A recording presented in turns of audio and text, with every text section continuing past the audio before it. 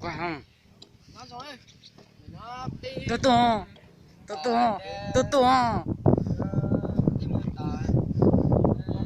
Không phải chín đầu. Đi là tôi đã đeo. Tôi đã đeo đó là biết số biết nó số nó học đi đi tạm biết mà đi mà. Biết số nữa. Bố chị đua biết giá số tải. Bố chị đua biết giá số tải mà ô biết dần rồi đi. Biết giật giật giật. Cái gì? Sao là biết giá số là tao.怎么是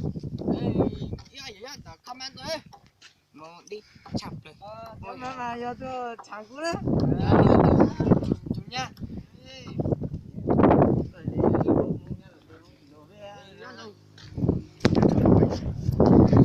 cho nhé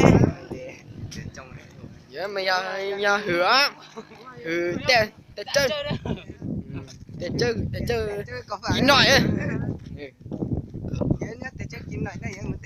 đéo nhóc quần đạo đá đéo nhăn đá này